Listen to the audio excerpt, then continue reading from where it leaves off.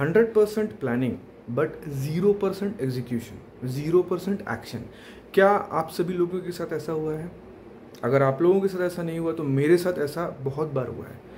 मेरी इंटेंशंस रहते हैं कि मैं जो मैंने प्लान किया है वो मैं एग्जीक्यूट करूँ, उसको उस पर मैं एक्शंस लूँ कंसिस्टेंटली, लेकिन पता नहीं क्या हो जाता है in between. I lose that motivation to keep working on it, to take consistent actions.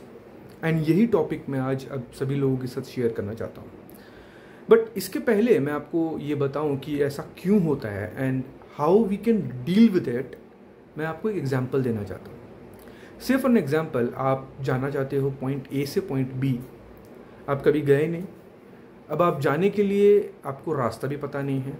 आप क्या करते हो? आप लगाते हो गूगल मैप और फिर आप उस रास्ते में जाना शुरू करते हो। कहीं अगर मान लीजिए आपने अपना जो पाथ है उसको डाइवर्ट किया, गलत रास्ते में चले गए, तो गूगल मैप कैलकुलेट करके वापस से आपको रास्ता बताता है फ्रॉम दैट प्लेस जहाँ पे आप स्टक हो।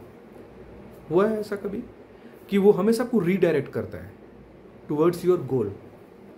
बट ऐसा क्या मैकेनिज्म है जो हमारे दिमाग में फिट है, जो हमें रीडायरेक्ट करता है नॉट टू टेक एक्शंस?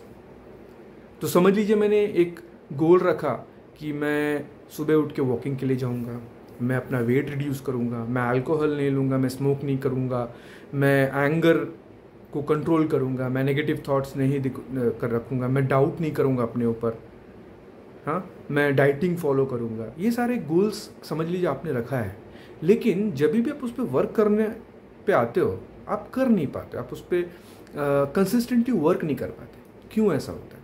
देखिए, जिस तरह से एक जीपीएस हमें बताता है how and which path to take to reach to the destination, उसी तरह से हमारे दिमाग में, हमारे माइंड में होता है इमोशंस। और ये इमोशंस हमारे गाइडिंग सिस्टम्स होते हैं, ये हमें गाइड करते हैं वेयर टू गो। तो आपने एक गोल तो सेट किया, लेकिन आपका इमोशंस आपको बोलता है कि यू आर नॉट वर्दी। पहले भी तो तुमने ट्राई किया था, वहाँ तो तुम फेल हो गए थे, अब कैसे कर लोगे? तो ये हमेशा आपको रीडायरेक्ट करता है नॉट टू टेक एक्शन, और आप फंस जाते हो। तो इससे बाहर कैसे आए? क्या ऐसा करें कि ये इमोशंस मुझे कंट्रोल ना करें और मैं अपने इमोशंस को कंट्रोल करूं? क्योंकि जब आप अपने इमोशंस को समझने लगोगे तभी आप उसको कंट्रोल कर पाओगे, और जब आप उसे कंट्रोल करोगे तभी आप राइट डायरेक्शन में एक्शंस ले पाओगे, तभी आप मोटिवेटेड रहोगे टू टेक एक्शन।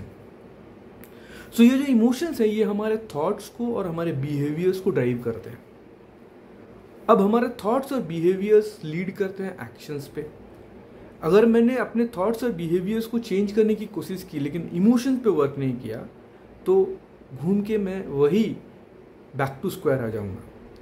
तो आप लोगों को मैं ये बताना चाहता हूँ कि मेरे जो वर्कशॉप में लेने वाला हूँ आने वाले एक 30 डेज़ के बाद, उसमें रजिस्टर करें, और वहाँ पे मैं आपको बताऊंगा कि कैसे इमोशंस जो हैं वो हमें एक्शंस नहीं लेने देते हैं, और कैसे मैं अपनी इमोशंस को कंट्रोल करके एक्शंस लूँ और आगे बढ़ूँ और रिजल्ट अचीव करूँ मेरे खुद के लाइफ में।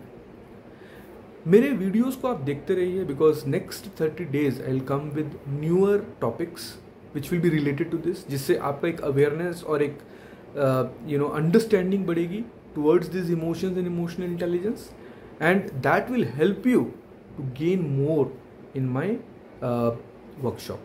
Okay, so thank you so much. You are listening to Hemendra Singh, in a transformation coach, and my mission is to help people like you, working professionals who really want to take charge of their life and don't get carried away by the emotions.